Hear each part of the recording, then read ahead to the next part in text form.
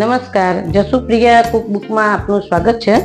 આજે આપણે શિવરાત્રીના વ્રત માટે ફરાળી કઢી બનાવીશું, જેના સામગ્રી મેં લીધી છે અહીંયા, જેમાં મેં આ એક વાટકું ભરી અને ગાયના દૂધનું ઘેર બનાવેલું દહીં લીધું છે।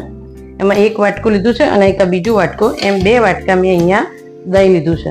વઘાર માટે હું ઘી લઈશ આની અંદરથી, જીરું, તજ, 3 લવિંગ અને 5 કાળા મરી છે, 5 થી 7 લીમડાના મીઠા લીમડાના પત્તા છે, 3 મરચાં મેં સમાર્યા છે, કારણ કે આની અંદર હું લાલ મરચાંનો ઉપયોગ નથી કરવાની।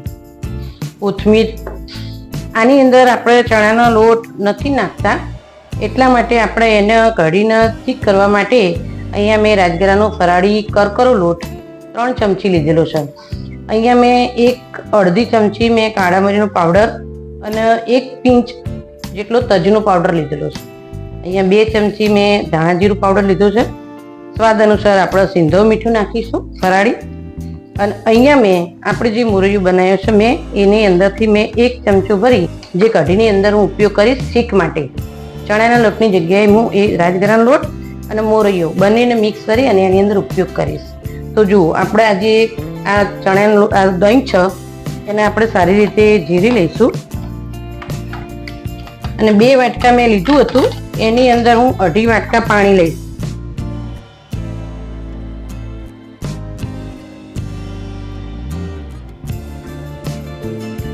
ત્યાર પછી આપણે એની અંદર જે આ મેં લોટ લીધો હતો એ લોટ હું અંદર નાખી દઈશ।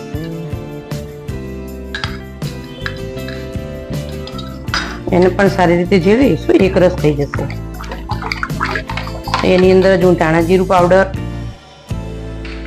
કાળા મરી અને તજનો પાવડર બંને નાખી દઈશ, પછી લીલા મરચાં નાખી દઈશ।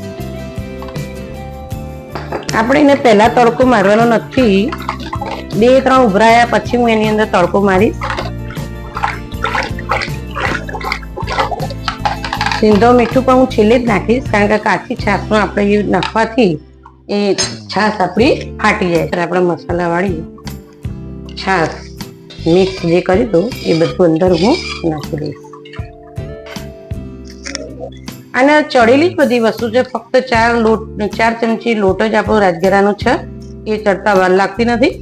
અને મોરૈયો તો આપણું ચડેલું જ છે, એટલે આપણે આની અંદર સરસ રીતે 2-3 ઉભરાઈ જાય પછી આપણે એક તડકો મારી દઈશું।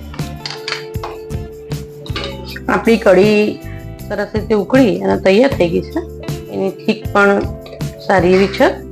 આપણે એની અંદર આપણું ચડેલું મોરૈયું મેં સરસ રીતે મેં કરી દીધું છે અને એના આપણે અંદર ધીમે રહી અને અંદર એડ કરી દઈશું। અને એકવાર આપણે આ રીતે એની અંદર ગેસ ધીમું કરી અને એને આપણે આ રીતે હલાવી દઈશું, એટલે આ સારી રીતે મિક્સ થઈ જાય। હવે આપણે કઢીને તડકો મારી દઈશું કઢીનો। તો તડકા માટે મેં અહીંયા વઘાર માટે મૂકી દીધું છે, વઘાર્યું। એની અંદર આપણે 2 થી 3 ચમચી ઘી મૂકી દઈશું, જીરું નાખીશું, નાની 2 ચમચી જીરું નાખી દઈશું, લવિંગ નાખી દઈશું, મરચાં પણ નાખી દઈશું, આપણે કાળા મરી અને લીમડાના પત્તા સેજ હું આ રીતે રસ કરી નાખી દઈશ।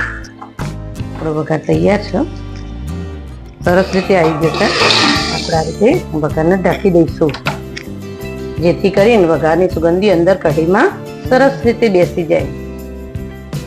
1 મિનિટ ઢાંકી રાખી અને આપણે એનો સરસ રીતે હલાવી દઈશું। તો આપણી કઢીનો તડકો દેખો મિત્રો, છે ને કેટલી મસ્ત સુગંધી આવે છે। આપણી કઢી તૈયાર, એને સર્વ કરીએ। આપણી ગુજરાતી ફરાળી કઢી તૈયાર। જુઓ, સરસ ચીકણી સાથે ફરાળી આપણી કઢી તૈયાર।